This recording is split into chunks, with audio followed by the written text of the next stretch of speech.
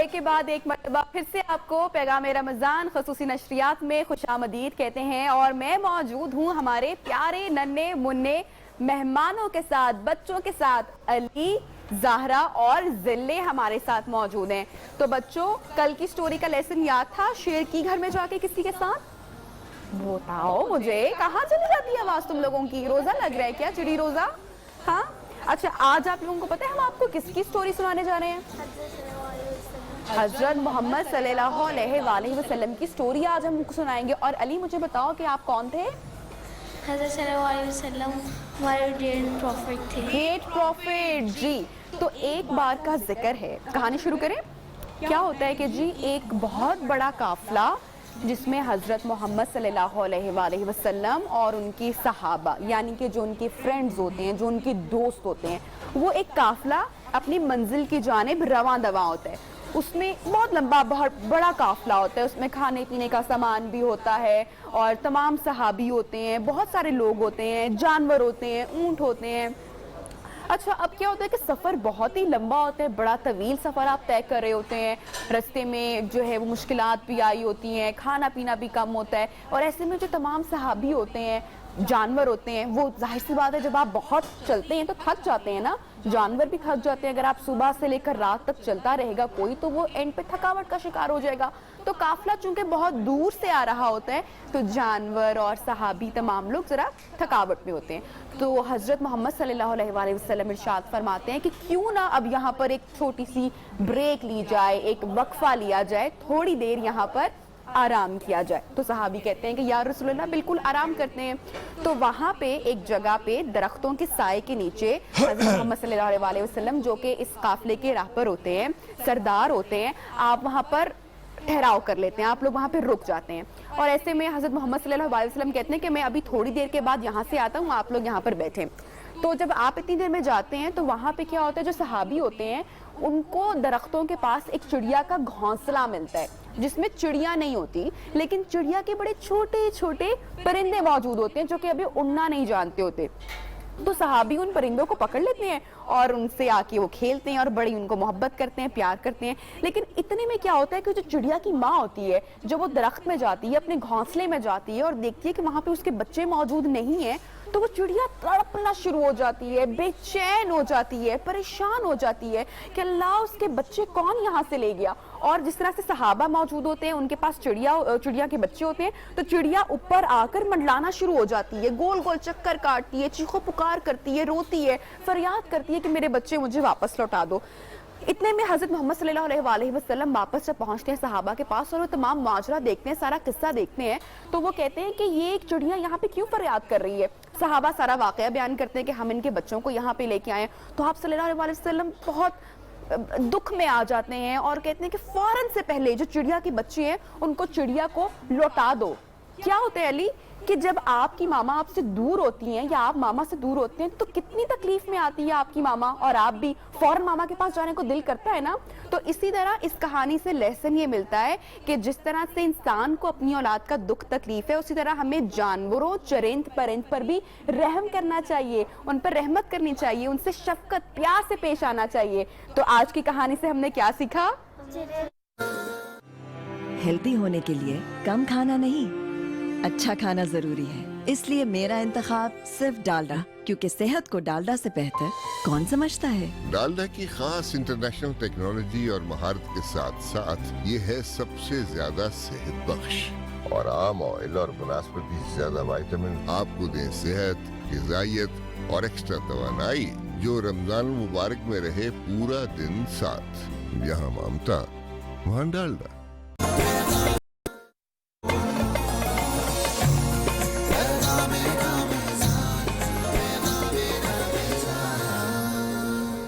خوش آمدید آپ کو ایک بار پھر کہیں گے پیغام رمضان نیو ٹیلی ویژن کی خصوصی ٹرانسمیشن 3 رمضان المبارک، اور آہستہ آہستہ اب ہم افطار کی جانب بڑھ رہے ہیں۔ یقیناً افطار کی تیاری ابھی ہو رہی ہوں گی، لیکن آج جس سیگمنٹ، جس ٹاپک پر آج ہم بات کریں گے وہ ہے دعا کی فضیلت و آداب، اور دعا جسے کہتے ہیں کہ دعا رد نہیں ہوتی ہے، وہ کون سے طریقہ کار ہیں، وہ کون سی باتیں ایسی ہیں کہ جب آپ، اور وہ کون سا وقت ہے جہاں پر دعا رد نہیں ہوتی ہے. تو نبیہ اسی پر آج اب بات کر لیتے ہیں. میں اپنی دائیں طرف انٹروڈیوس کرا لیتا ہوں ہمارا جو پینل ہے. اس میں علامہ ضیاء اللہ شاہ بخاری صاحب ایز یوزول ہمارے ساتھ موجود ہے گفتگو کرنے کے لیے. بہت شکریہ سر کہ آپ کی تشریف لے کر آئے. نعت خوانی کے لیے اختر قریشی صاحب ہمارے ساتھ موجود ہیں. سر بہت شکریہ آپ کا. تعارف کرواؤں گی میرے بائیں جانب موجود ہیں مفتی طاہر تبسم قادری صاحب. بہت شکریہ آپ کی آمد کا. ان کے ساتھ تشریف رکھتے ہیں کلام کے لیے ماجد نقشبندی صاحب نعت خواں ہیں. بہت شکریہ. آغاز کرتے ہیں مفتی صاحب آپ سے گفتگو کا. اگر ہم نے جب مختلف واقعات پڑھے مختلف احادیث کی روشنی دیکھی کہ اگر کوئی چیز ٹال سکتی ہے آپ کی تقدیر کو بدل سکتی ہے حالات و واقعات کو تبدیل کر سکتی ہے تو وہ صرف دعا کی طاقت ہے کہ ہمارے رب کو اتنا پسند ہے بندے کا جھکنا اس سے مانگنا. بسم اللہ الرحمن الرحیم. بہت شکریہ. بڑا اہم اور بنیادی یہ ٹاپک ہے. دیکھیے دعا اللہ اور بندے کے درمیان ایک تعلق ہے, ایک رشتہ ہے, ایک ربط ہے. دعا بندے کو رب سے ملا دیتی ہے. یعنی یہ نسبت قائم ہو جاتی ہے نا, جب وہ مانگ رہا ہوتا ہے اس کا منگتا بن جاتا ہے, اس کا سوالی بن جاتا ہے. اور یہ بات بالکل ٹھیک آپ نے کہی. آقا علیہ السلام نے فرمایا ہے کہ تقدیر کو اگر کوئی چیز ٹال سکتی ہے تو وہ صرف دعا, اور عمر میں اگر کوئی چیز اضافہ کر سکتی ہے تو وہ صرف نیکی. اور ایک بہت بڑی بات آقا علیہ السلام نے فرمایا کہ دعا مومن کا ہتھیار ہے. واہ. یعنی یہ اس سے بڑی مثال نہیں ہو سکتی کہ دعا مومن کا ہتھیار ہے. اس کا مطلب وہ جب چاہے اس کو استعمال کرے اور اس وقت وہ اپنی منزل اور اپنی مراد اور مقصد کو حاصل کر لے. اللہ تبارک و تعالیٰ ارشاد فرماتا ہے اجیب دعوت الداع اذا دعان فلیستجیبوا لی ولیؤمنوا بی لعلہم یرشدون. فرمایا کہ جب بھی کوئی پکارنے والا مجھے پکارتا ہے, دعا کرنے والا دعا کرتا ہے, فرمایا میں اس کی دعا کو اور پکار کو سنتا ہوں. جب بھی جس وقت بھی, یعنی ہر وقت دعا کا اور توبہ کا دروازہ کھلا رہتا ہے. جب بھی. یہ الگ بات ہے جس طرح سوال میں بات کی گئی ہے کہ دعا کے کچھ آداب بھی ہیں اور کچھ قبولیت کو زیادہ قریب کرنے والے اوقات بھی ہیں, لیکن اللہ تبارک و تعالیٰ فرماتا ہے جب بھی میرا بندہ پکارے میں اس کی پکار کو سنتا ہوں. اور یہ جو آپ نے جس بات کی طرف اشارہ کیا نا, آپ ہمیشہ اس طرح کی باریکیوں میں اتر جاتے ہیں. تو یہ جو ہے نا کہ جب بھی آقا علیہ السلام نے اس کا جواب دیا ہے کہ مومن کی دعا کبھی رد ہوتی نہیں ہے, اس کی قبولیت کی صورت مختلف ہو سکتی ہے. یعنی یہ ہوتا ہے کہ کبھی جب آپ جو چیز مانگ رہے ہوتے ہیں وہ دے دی جاتی ہے, کبھی اس کا آلٹرنیٹ دیا جاتا ہے, کبھی آخرت کے لیے محفوظ, کبھی آخرت کے لیے محفوظ ہو جاتی ہے, کبھی اس دعا کے بدلے میں آپ سے مصیبت ٹال دی جاتی ہے. کیا بات. اور کبھی ہم جو مانگ رہے ہوتے ہیں نا وہ ہمارے حق میں بہتر نہیں ہوتا, ہمیں پتہ نہیں ہوتا, ہم سمجھ رہے ہوتے ہیں کہ یہ بڑا مفید ہے. قرآن کہتا ہے آسان تحبوا شیئا وہو شر لکم وآسان تکرہوا شیئا وہو خیر لکم. فرمایا بہت ساری چیزیں ہیں جنہیں تم بہت پسند کرتے ہو لیکن وہ تمہارے حق میں بہتر نہیں ہوتی, اور بہت ساری چیزیں ہیں جنہیں ناپسند کرتے ہو تمہارا رب جانتا ہے وہ تمہارے لیے کتنی مفید ہیں. لہذا اللہ وہ عطا کرتا ہے جو تمہارے لیے بہتر اور مفید ہے. وَإِذَا سَأَلَكَ, قرآن میں اللہ تبارک و تعالیٰ نے ارشاد فرمایا وَإِذَا سَأَلَكَ عِبَادِي عَنِّي فَإِنِّي قَرِيب. یہ جو میں نے آیہ کریمہ پہلے پڑھی ہے اس کا پہلا حصہ ہے.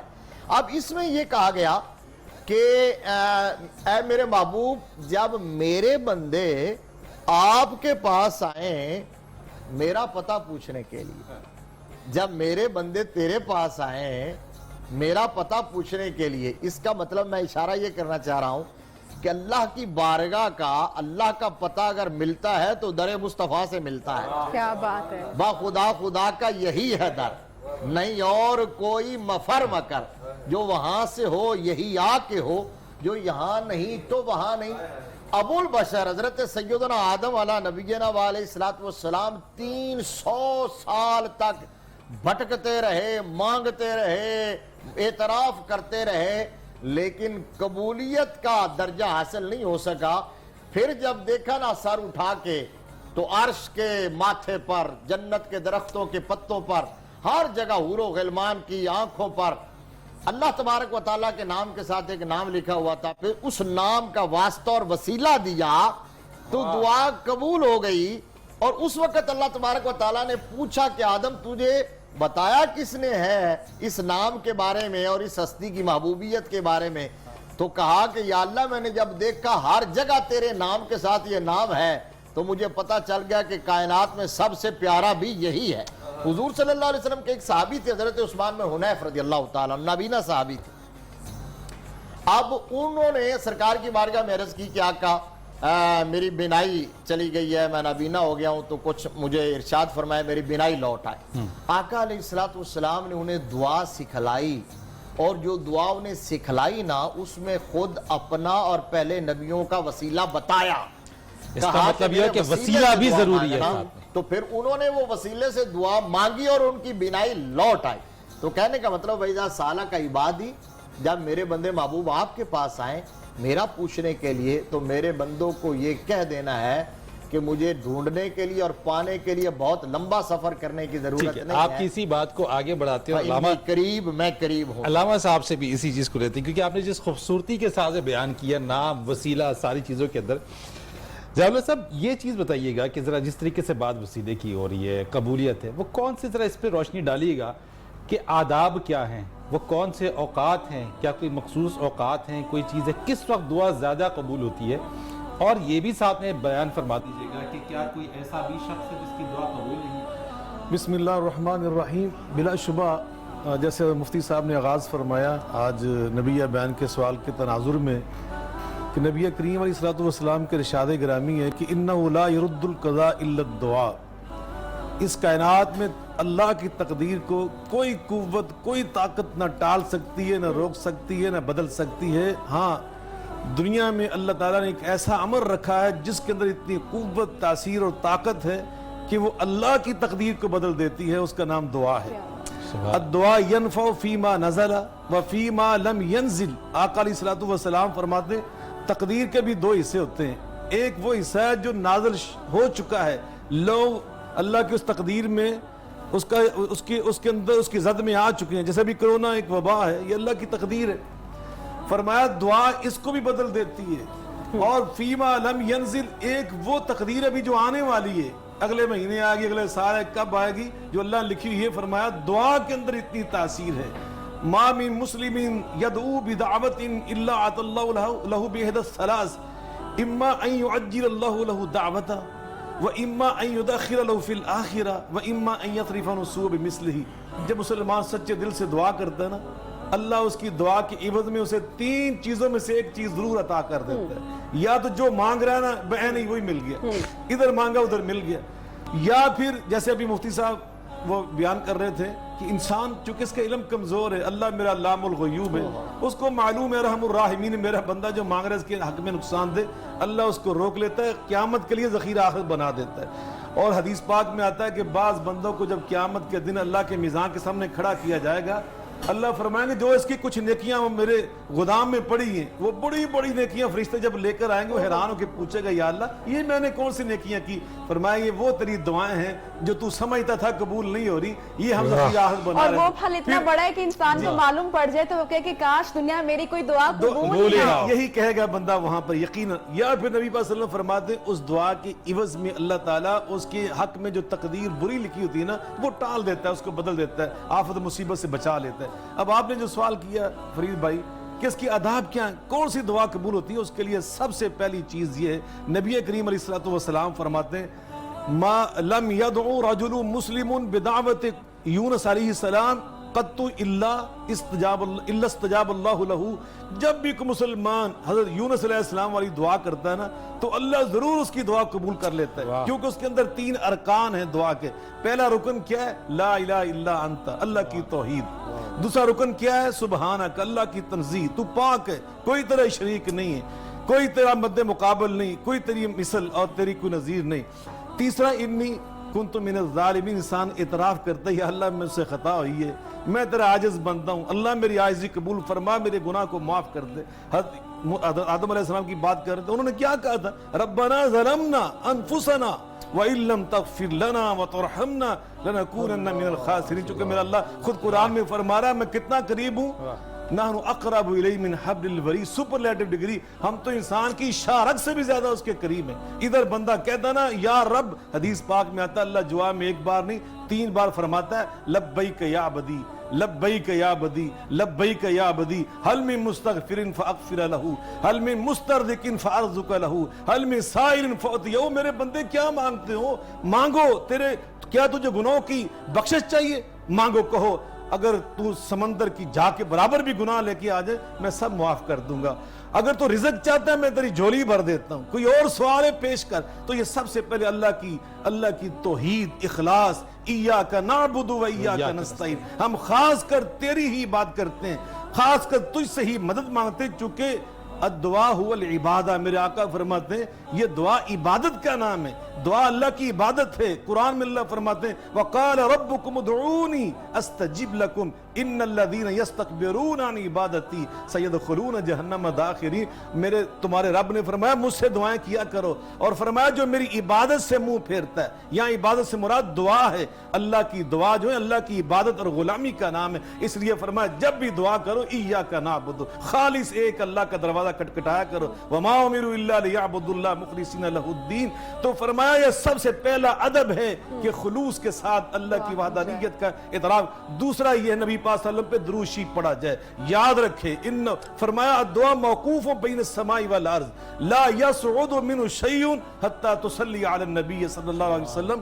وہ دعا زمین و آسمان کے درمیان لٹکا دی جاتی ہے جب تک وہ دعا کرنے والا اس میں درود شریف نہیں پڑھتا. میرے آقا پہ درود شریف پڑھے نا. حضرت ابی ابن کعب رضی اللہ تعالیٰ عنہ عرض کرتے ہیں آقا میں جب دعا کرنا چاہتا ہوں میں چاہتا ہوں اس کے 4 حصے کر لوں وقت کے, 3 حصے دعائیں مانگوں, 1 حصہ پہ درود شریف پڑھوں. یہ میرا عمل کیسا رہے گا؟ فرماتے ہیں ان زدت فهو خیر اللہ کا. اگر درود شریف زیادہ پڑھ لیتے زیادہ اچھا ہوتا. کرتے کرتے بعد یہاں آگئی, انہوں نے کہا اجعل لک صلاتی کلھا یا رسول اللہ. آقا آج کے بعد دعائیں میں چھوڑ رہا ہوں, بس درود شریف پڑھا کروں گا. میرے آقا فرماتے ہیں اذن تکفی ہمک ویغفر لک ذنبک. پھر تو بھی سن لے بغیر مانگے اللہ تیری ساری مرادیں پوری کر دے گا, تیرے سارے گناہ معاف کر دے گا. خوبصورتی سے جو آپ نے بات کی ہے, اور جب آپ کی دل میں انسان میں جب تڑپ ہوتی ہے, جب فکر ہوتی ہے, تو وہ دعا مانگنے کے آداب بھی سیکھ جاتا ہے. جب ایک ماں کا بچہ بیمار ہوتا ہے یا اس سے دور ہوتا ہے یا ماں اس سے جدائی کھاتی ہے, تو وہ ماں کی جو تڑپ ہوتی ہے وہ اس کو وہ آداب سکھا دیتی ہے, وہ دعا مانگنا سیکھ جاتی ہے. تو جو فکر ہوتی ہے یہ آپ کو پہنچا دیتی ہے. یہ آپ نے بالکل درست بات کی نبیہ, اور اسی چیز کے اوپر ہم بات کریں گے. علامہ صاحب بات کر رہے تھے, مفتی صاحب بات کرتے, بہت سارے ایسے سوالات ہیں جس طرح سے انہوں نے کہا کہ میں باریکی تو ذہن میں آ جاتی ہیں.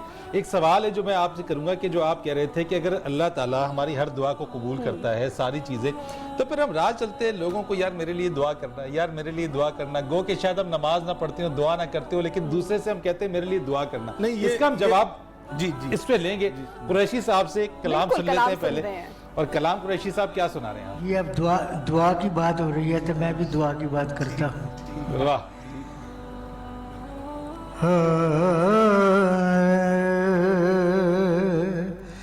میری دعاؤں کو میری دعاؤں کو وہ درجائے قبول ملے. میری دعاؤں کو وہ درجائے قبول ملے کہ میں جو مانگوں, کہ میں جو مانگوں مجھے صدقائے بطول ملے. دو موضوعات آپ نے پرو دی ہیں, ایک دعا کا بھی اور سیدہ کائنات ان کا دن بھی ہے, آج ان کا یوم ہے. واہ میری دعا کو وہ درجہ قبول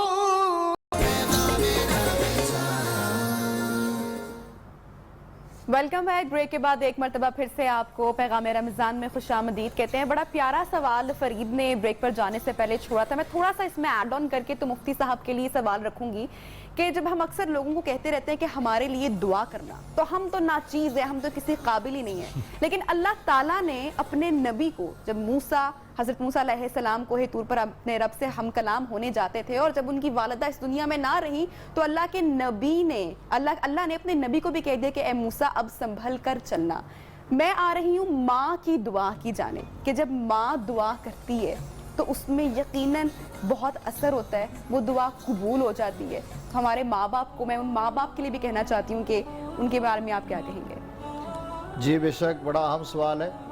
फरीद भाई जिस तरफ इशारा कर रहे थे वो यही था कि जब अल्लाह तबारक व तआला हमारी दुआ को कबूल करता है तो हम दूसरों को क्यों कहते हैं। इसका जवाब तो पहले मुख्तसरन ये ले लीजिए कि शायद बंदे की अपनी दुआ अपने हक में उतनी तेज़ी से कबूल नहीं होती जितनी किसी दूसरे मुसलमान भाई के लिए उसकी अदम मौजूदगी में मांगी हुई दुआ कबूल होती है। जो दुआएं रद्द नहीं ना होती उन दुआओं में से एक दुआ यह है कि जब आप किसी दूसरे मुसलमान भाई के लिए उसकी अदम मौजूदगी में दुआ कर दें। इसलिए हम लोगों को कहते हैं हमारे लिए दुआ करें। और जो आपने उसमें कहा ऐड किया कि जब हम कहते हैं जो मैं तो कुछ भी नहीं हूँ, मैं तो नाचीज़ हूँ, तो ये आजिज़ी का इजहार है और आजिज़ी और इनकिसारी भी मेरे रब को बहुत पसंद है।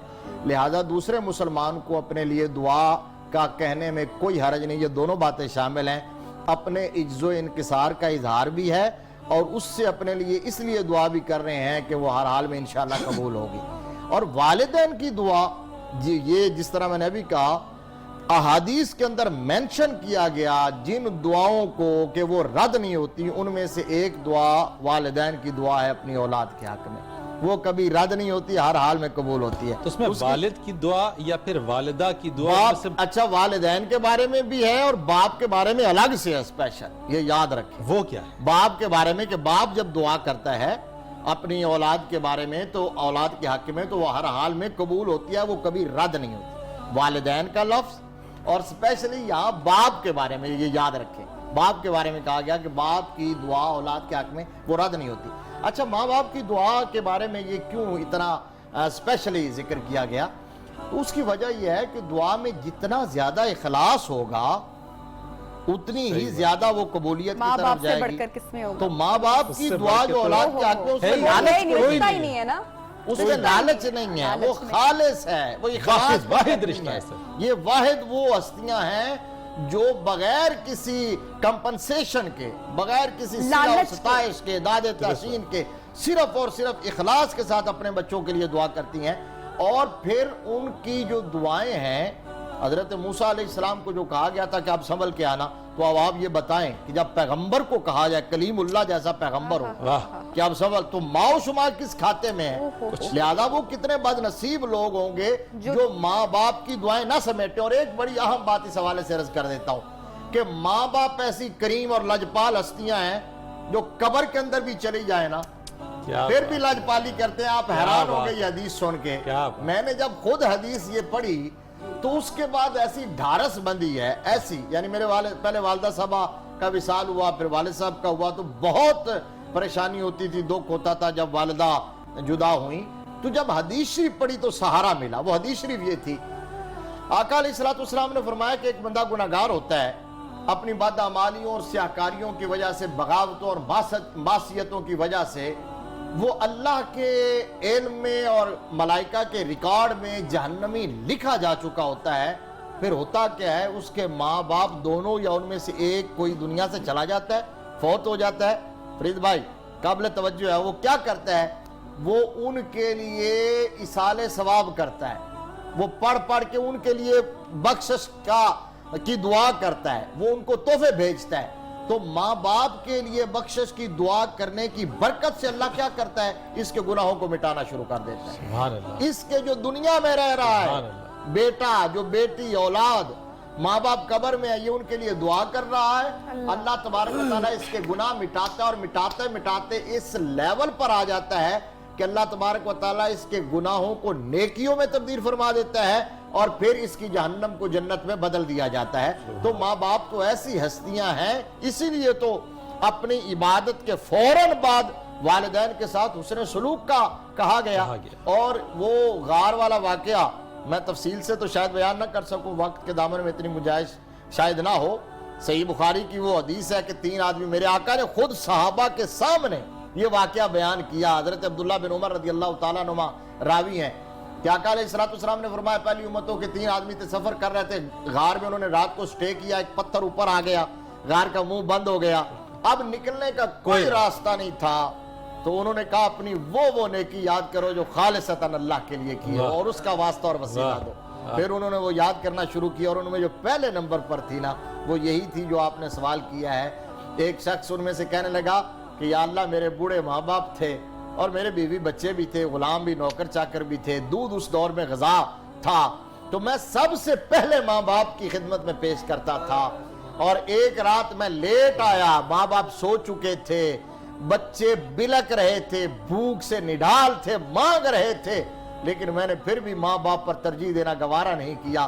میں دودھ کا پیالہ لے کے ماں باپ کے سرہانے کھڑا رہا, وہ سوئے رہے, جگانا بھی مناسب نہیں سمجھا کہ کہیں بے ادبی نہ ہو جائے. ساری رات انتظار کرتا رہا, جب وہ بیدار ہوئے انہوں نے دودھ نوش کیا, پھر اس کے بعد میں نے بچوں کو پلایا, بیوی کو پلایا, خود پیا. یا رب العالمین یا حکم الحاکمین, یہ والدین کے ساتھ حسن سلوک, یہ نیکی, یہ عبادت اور خدمت, یہ میں نے فقط تیری رضا کے لیے کی ہے, اور تو جانتا ہے کہ اس میں کوئی اور چیز شامل نہیں تھی. یا اللہ اس کو قبول فرما لے اور اس کے وسیلے سے نکلنے کا راستہ بنا دے. تو وہ پتھر سرک گیا. پھر دوسرا, تائی میں تو بات پوری کروں, پھر دوسرا تھا اور اس نے عرض کیا کہ یا اللہ میرے چچا کی ایک بیٹی تھی, میں بے پناہ عشق کرتا تھا, اپنی ناپاک خواہش پوری کرنا چاہتا تھا, کبھی اس نے مجھے قریب نہیں آنے دیا.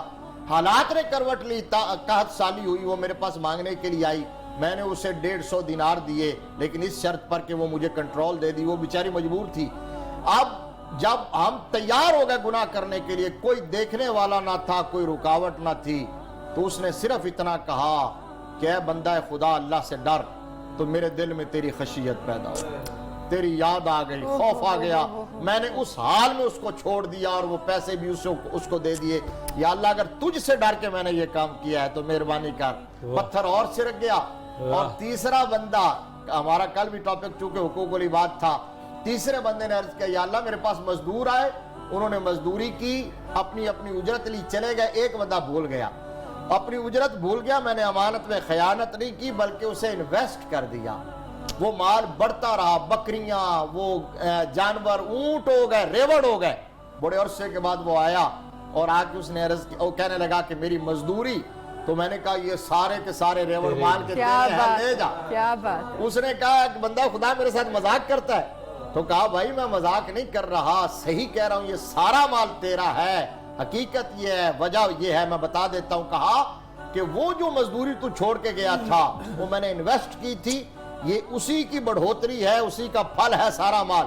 یا اللہ اگر یہ کام میں نے فقط تیری رضا کے لیے تو یہ تو قبول فرما لے اور ہمارے لیے کوئی سبیل بنا دے. اللہ تبارک و تعالیٰ نے وہ پتھر ہٹا دیا, اور وہ لوگ جن کو موت یقینی نظر آ رہی تھی, آج موت کا یقین ہونے کے بعد انہیں حیات کا گلشن تر و تازہ نظر آنے لگا, امید کی کرن آئی. اور یہ اس وجہ سے کہ اس میں ٹاپ آف دا لسٹ جو تھا وہ ماں باپ کے ساتھ حسن سلوک تھا. تو یہ جانبین سے ہے, اولاد ماں باپ کا حق ادا کرے اور ماں باپ سے دعائیں لے. اور یہ بڑا جملہ مجھے پسند ہے کہ دعا کروائی نہیں جاتی, دعا لی جاتی ہے. اور دعائیں لینے والے بنو, بڑوں سے دعائیں لو, ماں باپ سے دعائیں لو, اساتذہ سے دعائیں لو, لوگوں سے دعائیں لو. ایک حدیث شریف حضرت انس بن مالک حدیث کے راوی ہیں. اگر سر ہم آگے چلیں, اس کو تھوڑا آگے سے کنٹینیو کریں گے. ہم ماجد صاحب سے ریکویسٹ کلام ایک سنتے ہیں. ماجد صاحب کیا کلام سنا رہے ہیں آپ, بہت خوبصورت. جہاں سے قبلہ اختر صاحب نے چھوڑا ہے وہاں سے انشاءاللہ پیش کروں گا.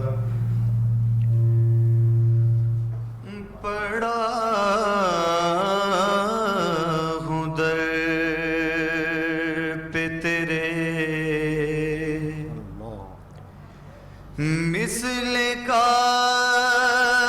یا زہرا ملے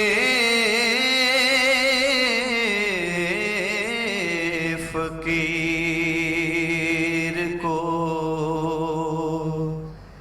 خیرات جاہ یا زہرا ملے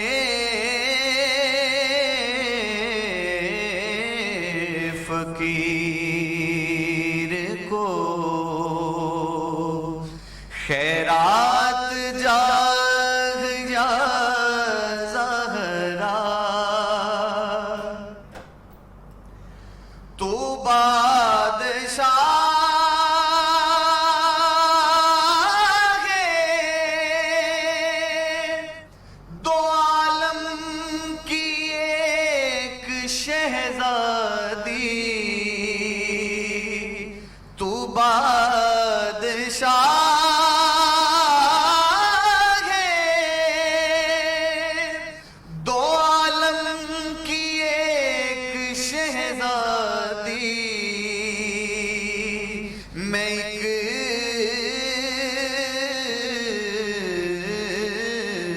غریب تیرے گرد راہ یا زہرا ملے فقیر کو. اور بڑا خوبصورت شعر ہے کہ نہ پھیر آج مجھے اپنے در سے تو خالی نہ پھیر آج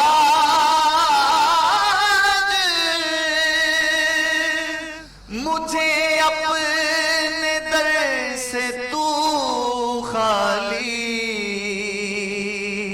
کہ تیرے بابا ہیں شاہوں کے شاہ یا زہرا کے تیرے بابا. ٹرانسمیشن کے اوپر چھوٹا سا پیغام ہم کوئی نہ کوئی واقعہ کوئی ایسے واقعے کو آپ کے سامنے لے کر آتے ہیں جو آج کے دور میں جس کی ہمیں کم ہی کوئی نوید یا کم ہی اس کی کوئی مثال نظر آتی ہے. لیکن آج جو ہم بات کر رہے ہیں جس واقعے کی طرف ہم آپ کو لے کے چلیں گے وہ حکمرانوں کی ذمہ داری کے حوالے سے، اور یہ ہے سیدنا عمر رضی اللہ تعالیٰ عنہ کے غلام اسلم سے وہ روایت ہے. وہ یہ کہتے ہیں کہ ایک دفعہ میں اور سیدنا عمر رضی اللہ تعالیٰ عنہ کہیں جا رہے تھے کہ رستے میں انہیں کہیں روشنی نظر آئی. سیدنا عمر نے پوچھا کہ جناب دیکھتے ہیں کہ یہاں پہ یہ کون ہے، کوئی قافلہ ٹھہرا ہوا ہے. جا کے معلوم کیا تو پتہ چلا کہ ایک وہاں پہ ایک خاتون تھی، اس کے ساتھ اس کے 3-4 بچے تھے، اور ایک آگ جلا کے اس خاتون نے ہنڈیا میں وہ چمچ ہلا رہی تھی. سیدنا عمر نے دریافت کیا کہ اے خاتون اگر اجازت ہو تو میں آپ کے پاس آؤں، قریب آ جاؤں؟ تو خاتون نے کہا کہ اگر خیر کی نیت سے ہے تو بالکل قریب آئیے. سیدنا عمر نے پوچھا کہ آپ یہاں کیا کر رہی ہیں اور کس وجہ سے؟ تو خاتون نے کہا کہ یہ ہنڈیا ہے، میرے بچے رو رہے ہیں، بھوک سے بلک رہے ہیں، اور میں اس میں چمچ چلا رہی ہوں میں. اور اس نے کہا کہ یہاں پہ کوئی پرسان حال نہیں ہے. انہوں نے سیدنا عمر کے حوالے سے کہا کہ وہ چونکہ حاکم وقت ہیں، ان کو بھی کوئی خیال نہیں ہے، اور میرے بچے یہاں بھوک سے بلک رہے ہیں، ٹھنڈ میں موجود ہوں میں. یہ سننا تھا کہ سیدنا عمر نے تو اسلم سے روایت ہے جو ان کے غلام تھے، انہوں نے کہا کہ سیدنا عمر نے مجھے کہا کہ ٹھیک ہے میرے ساتھ آئیے. وہ اپنے غلام کو لے کے گئے، گودام میں گئے. گودام میں لے جانے کے بعد آٹے کی بوری اٹھائی اور کہا اپنے غلام کو کہ یہ آٹے کی بوری میری پیٹھ پر لاد دو. تو غلام نے ان سے عرض کیا کہ اے عمر یہ بوری میں اٹھا لیتا ہوں، یہ بوجھ میں اٹھاتا ہوں. تو انہوں نے انتہائی غصے سے اس بات کی طرف دیکھا، اپنے غلام سے کہا اور کہا کہ کیا تم روز قیامت بھی جو میرا بوجھ ہے وہ تم اٹھاؤ گے؟ یہ کہنا تھا کہ غلام نے کہا کہ میں نے وہ بوریاں ان کے کمر پہ لا دی. لے کر وہ گئے، اس خاتون کے پاس بیٹھے، اور بیٹھنے کے بعد نہ صرف آگ جلائی، اس طرح سے آگ کو جلایا کہ ان کی داڑھی مبارک سے دھواں نکل رہا تھا. اس کے درمیان سے اتنے قریب سے ہو کے انہوں نے آگ کو دہکایا. اس آگ سے، اس آٹے سے انہوں نے کھانا بنایا، روٹی بنائی، بچوں کو کھلایا، اس خاتون کو کھلایا، اور دور جا کے بیٹھ گئے. جب غلام نے کہا کہ ہم چلیں تو جو سیدنا عمر ہیں انہوں نے کہا کہ یہ بچے جس انداز سے رو رہے تھے، بلک رہے تھے، اب چونکہ کھانا کھانے کے بعد یہ مطمئن ہو گئے، سو گئے ہیں، تو میں ان کو اسی طرح سے دیکھنا چاہتا ہوں. اور اس خاتون سے کہا کہ جب بھی تمہیں حاکم وقت پر کے پاس آنا ہو تو تم آ جانا، وہاں تمہیں